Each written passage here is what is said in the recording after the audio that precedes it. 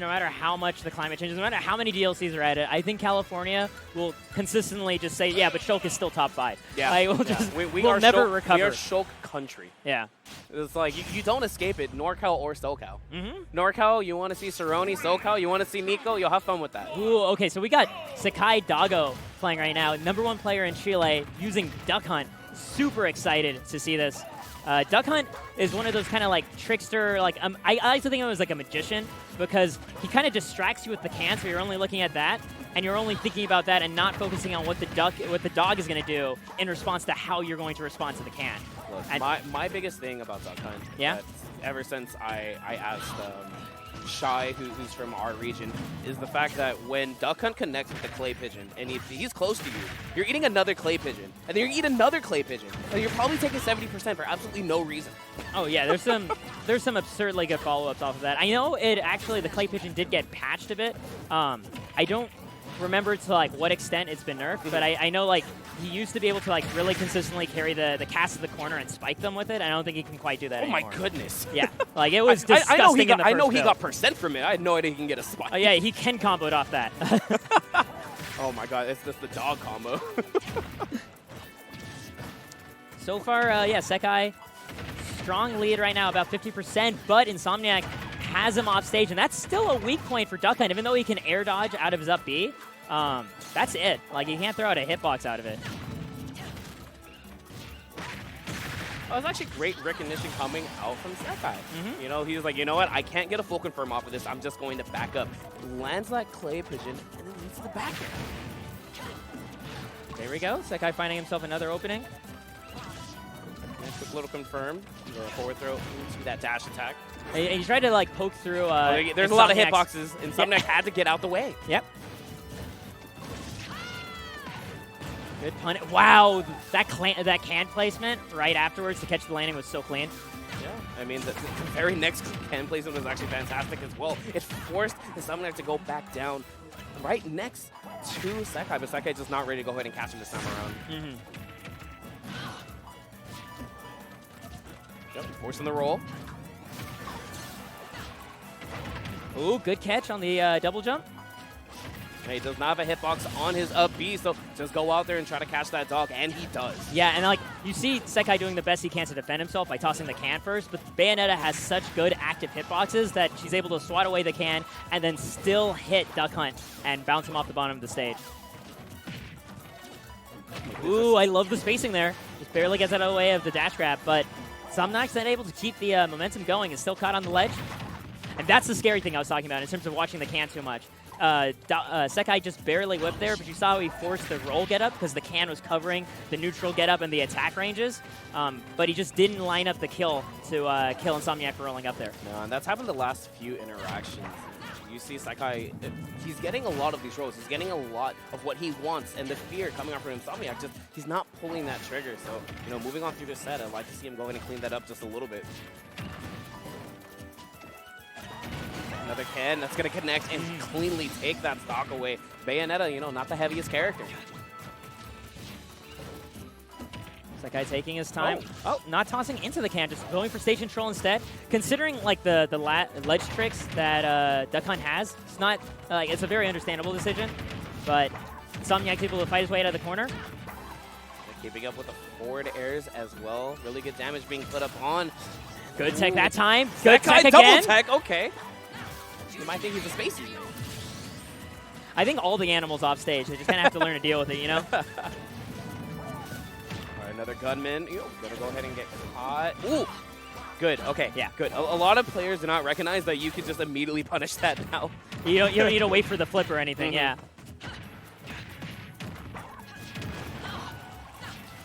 Just like that, and Insomniac actually coming out to a big lead.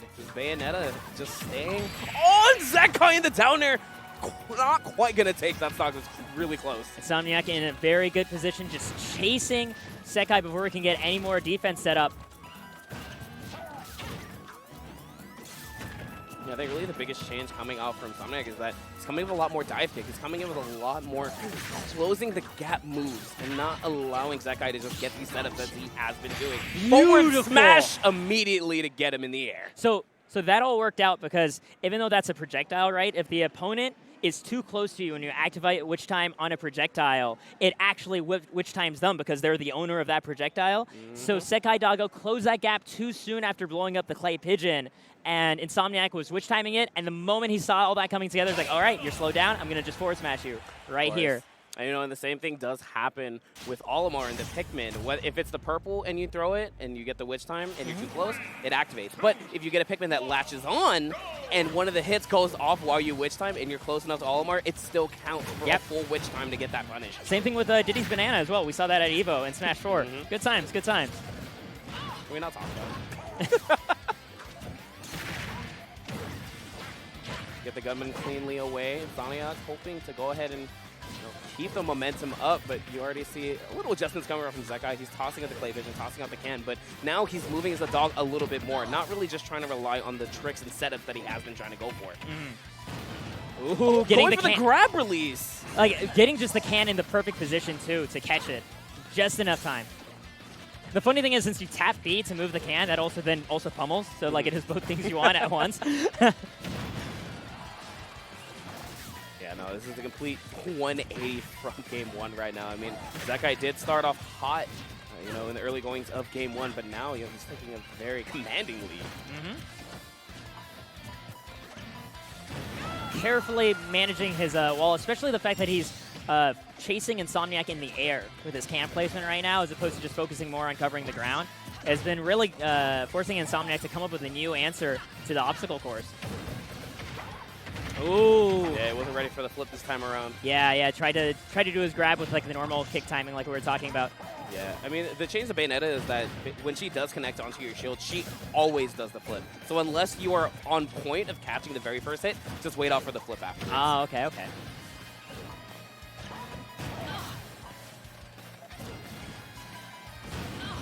using the can as coverage, just sitting in his shield, waiting until he is free to go ahead and move.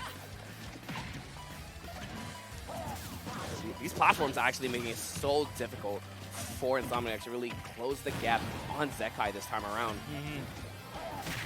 And no matter how hard, like Insomniac is mashing his heart out, but he still can't get out of the grab before the can's in place to punish him for it. No, honestly, and what I highlighted earlier, these rolls now coming out from Insomniac, and Sekai is all over them, getting these grabs or getting any type of punish to rack up this percent even more. Yeah, that can placement also perfect. Catching Insomniac hanging on the ledge too long. Oh, looking for the up air, not quite going to get it, but still, the can going to cover him instead to rack up more. Yeah, that can placement there too in the middle of that juggle, putting it right there on the platform and just ruling it out from Insomniac as an option, forcing him into the far corner that Sekai could then keep pressuring.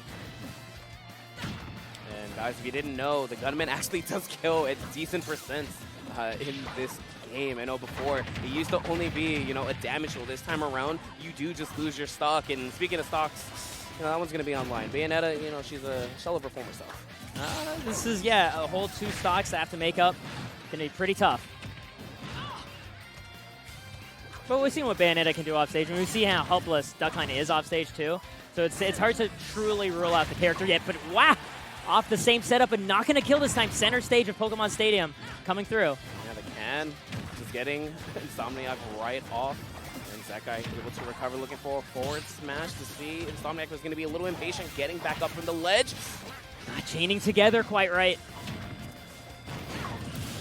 Because the ownership changed, because Bayonetta hit it. Yeah, the back air ended up connecting. Well, I think it was the Rising, the Afterburner kick. Oh. Okay. Yeah, that hit it. Oh, he hit both, actually. So that's okay. even better. Okay, catching the roll, but weary of the can there. He's like, all right, I cannot go for an additional follow-up here. I got to make sure I don't take any unnecessary percent. At 88, when you still have so much more land you need to cover. And you got a whole nother stock to go ahead and deal with as well. Oh. Can get a solid, 76% total. Not bad at all for Insomniac, but the up air is going to do it. We got those ping pong combos on deck right now. Sekai taking the second game, evening up 1-1 apiece. This character's so sick. Duckhunt is so awesome, yeah. It's just like, I love just seeing the ways that like the can works as contingency plans, if you will, where you'll put it on a platform just like, if I can't get hit here, I can go ahead and DI in this direction, and I can count on hits again in the way of my opponent, make them, second guess themselves in terms of their follow-ups. It's okay, he has to eat somehow. Yeah. Alrighty, we're going to go into Game 3 right now. I mean, as you said, Sekai just running away with Game 2, but we're going back to more platforms. And I think platforms is, what made it really difficult for Insomniac. I think the big difference is that this stage isn't, like, the stage real estate itself isn't as wide as Pokemon Stadium. And that was one thing that was helping Sekai a lot, is that he was able to run back and forth the full distance and then also still have that can set up on one of the platforms to really linearize Insomniac's approach. Yeah. I think with the addition of the third platform, it can actually work out a lot more in Insomniac's favor as opposed to Sekai, just because, with Bayonetta, she can go ahead and extend her combos off of it. In Sekai's case, it's like, maybe I can put the can there to go and stop you from trying to approaching or something else. But speaking of cans, I mean, that can is in the way of Insomniac trying to recover, already sitting at 107%. I mean, we might also see the Duck Hunt up air used to, like, punish the bottom ends of these platforms. It's super good at sharking because of the disjoint is still pretty sizable. And it's a kill move. Yep, grabbing him over as well. The gunman shot the can. Yeah. It's a position for all that. Like, yo. Let's go. Can't be #1 in your country with Duck Hunt if you don't have a lot of tricks. Yeah, especially with an obscure character like this. Yeah, like...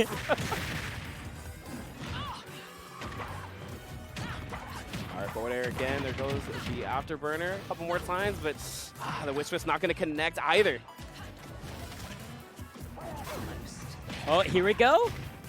Just going to get 2 hits, and otherwise retreating back. Right there, you actually got to see Sekai change the facing of the can, right? Because when the can gets hit by Duck Hunt, depending on what move hits it, changes what direction the can will go in when it gets pinged again. And it can be really disorienting if the opponent isn't aware that's happening. So much pressure coming off of the clay pigeon there. Insomniac really just did not know where to go. He's able to go ahead and get him with that grab instead. Forcing the air dodges as well, and Insomniac, even though he did, get game 1, I feel like he is just crumbling right now against this Duck Hunt. Ooh, there we go. Double yeah, yes! Beautiful stuff. Oh man, that's exactly what we were talking about, G-Pick. I mean, it kind of reminds me of Ivysaur, because when Ivysaur is able to go ahead and connect with that Razor Leaf, Ivysaur is able to go ahead and jump up with his own up air. And, the Duck Hunt does the same exact thing. Exactly, like, it's like double fetch first. Okay, the up tilt catch in the roll.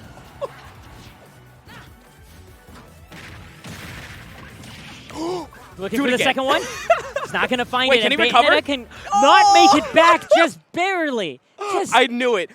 No, I saw it. I was like, wait. He's way too low. Yeah. I don't care if you have an extra jump. I don't care if you have 2 up Bs. You're not making that because you did not bounce off the stage on your afterburner. Oh, that's right. Because he tried to go. Well, he jumped off, but you don't get enough height off a battlefield really because of the slant. Yeah. So, oh man. So close. That downer, I love that Sekai even looked for the second one because he had the extra stock to gamble with anyway. So, if I just hit him one more time off stage, he's done. I don't even need to recover. But, I mean, at least he got that first down air. Yeah. That was hype. I mean, and he was just the greed. But he instilled the fear, and that's what matters, G-Pick. Now, and here at Genesis 7, we instill the fear in our opponents. We want to make it out of pools. And we're afraid of beans here. Yeah, we're afraid of everything. Yeah. Everything. I mean, a lot of people are afraid of Oakland, but they shouldn't be. What, I gotta say it. No, I gotta say it. You actually do have to say it. Dude, I see all these fake horror stories on Twitter. I'm like, how? Where? What are you doing? Like, this is the Marriott. Like, where do you think we are?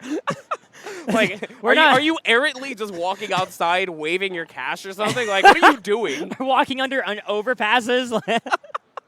Are you actually just putting yourself in harm's way?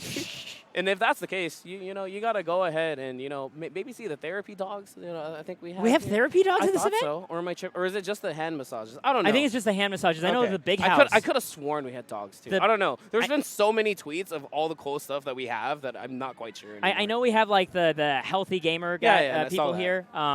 But as far as I'm aware, the Big House was like the only event with therapy dogs. Yeah. If we have therapy dogs here, I'm going to check that out.